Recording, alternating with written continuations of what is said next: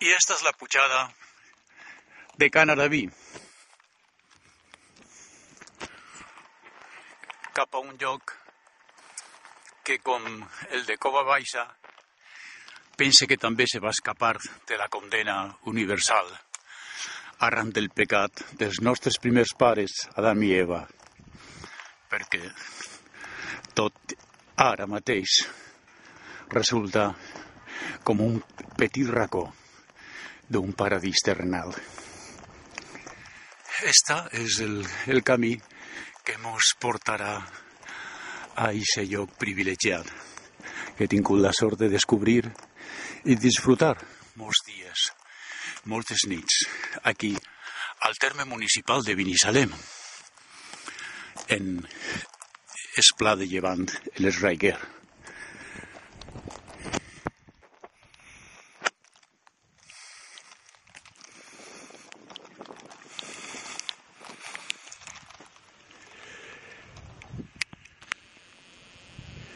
Este camí, que és un goig i que podria ser perfectament declarat Patrimoni Nacional de les Illes Balears.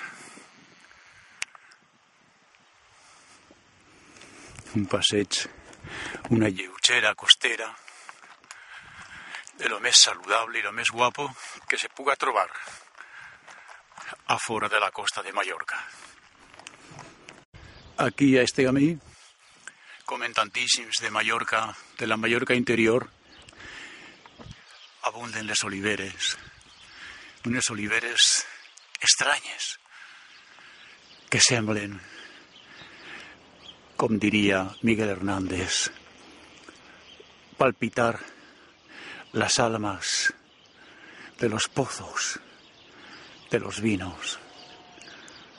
Aquí també les ovelles, les seues campanetes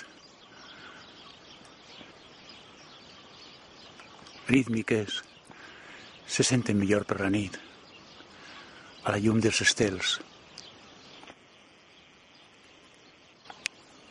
Passegen tranquil·lament menjant, lliures, sense que ningú els moleste.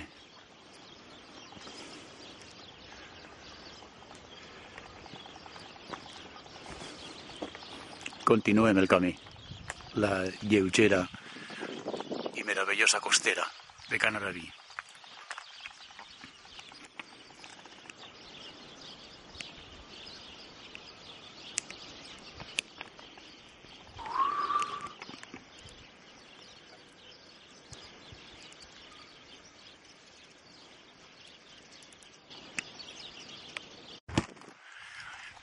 I ara ve, aquí a mà dreta, un petit racó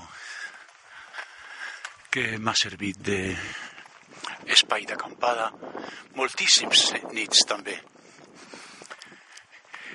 I aprofita també per a lloc d'acampada de parelles, de gent que ve aquí a disfrutar dels seus sentiments, del seu sexe. Després, els condons, els paquets de tabaco queden per ahí tirats com un record dels moments de plaer.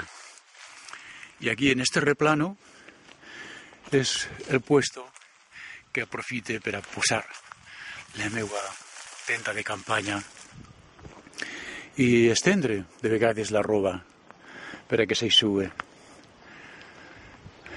Als altres llocs m'he trobat de vegades la visita d'un cotxe furtiu de madrugada, del qual brollen després crits de plaer, risses, crits de plaer de la dona, de vegades una miqueta exagerats per a halagar l'autoestima del mascle.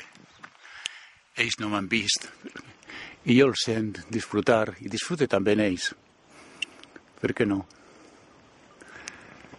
Continuem costera amunt.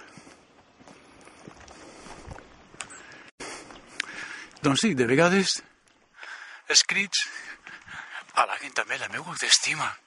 Me la posen dura. I en un moviment de no res fa brollar i se líquid tibbi, blanc, espès, l'origen de la vida. I hem aplegat al final. Esta verja mos marca el límit del camí, però aquí a mà esquerra comença un altre sender més estret que anem a agafar. Continuarem pujant fins al coll del Simonet, on se dirigim.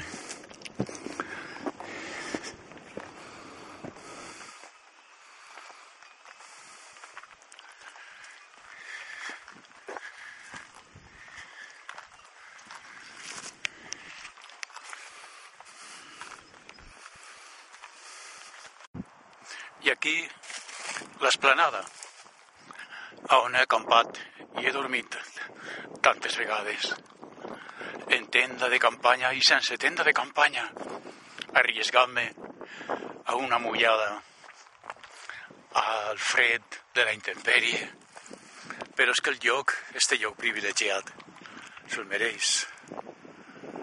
Este lloc privilegiat se mereix el risc de vindre aquí en tenda de campanya, com ara, i sense tenda de campanya.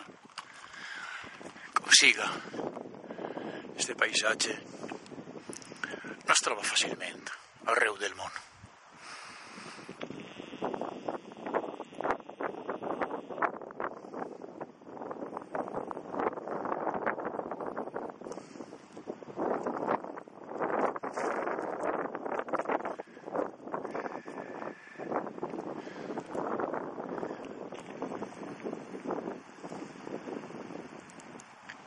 Continuarem al capvespre, on els colors canvien i tot ofereix com una nova perspectiva.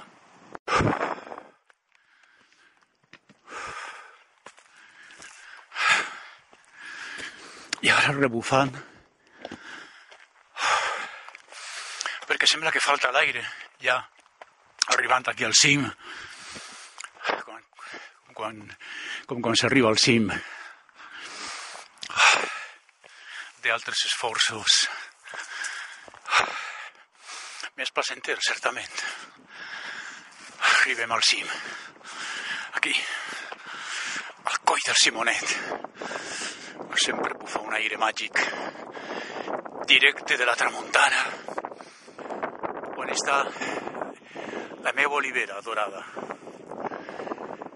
les moles d'Alaró,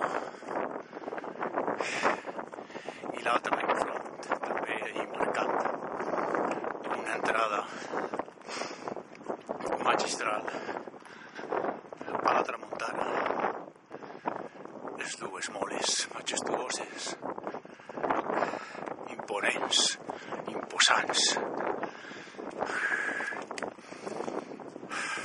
i l'inevitable torre de l'electricitat.